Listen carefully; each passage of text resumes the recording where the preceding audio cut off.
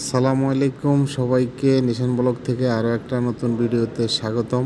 এটা হলো আমার হোটেলের নিচে একটা ব্যাংক, ওয়েস্টার্ন ইউনিটের আল রাজিয়া ব্যাংক। এইখানে প্রতিদিন যে জামটা হয় প্রতিদিনের তুলনায় আজকের দিনটা দেখে আমার চোখ কপালে উঠে গেল। আমি এটা দেখার জন্য প্রস্তুত ছিলাম না। এটা হলো মদিনায় বাবুস সালাম রোডে ওয়েস্টার্ন ইউনিট। এই ব্যাংকে প্রতিদিন এত পরিমাণ জাম হয়, যেদিন আমাদের বাংলাদেশিরা এত লম্বা সিরিয়াল হয়, কেউ কেউ বিরক্ত হয়ে সেই দিন আর টাকা পাঠায় না, তারপরের দিন এসে টাকা পাঠায় দেশে। আজকের দিনটা বা এই কয়েকদিন আমি দেখতেছি এই কয়েকদিনটা অন্যরকম যাচ্ছিল।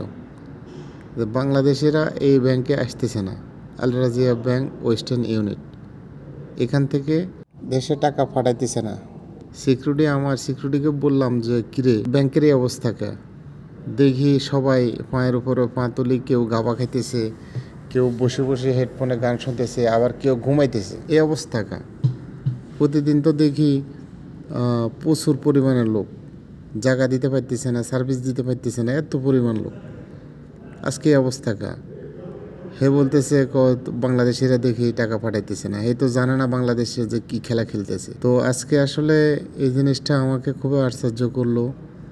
আমাদের বাংলাদেশিদের প্রতিবাদ, আসলেই প্রবাসীদের প্রতিবাদ খুবই দেখার মতো। প্রবাসীরা দেশে শান্তি চায়, ওরা শান্তিকামী, ওরা দেশে ভেজাল চায় না।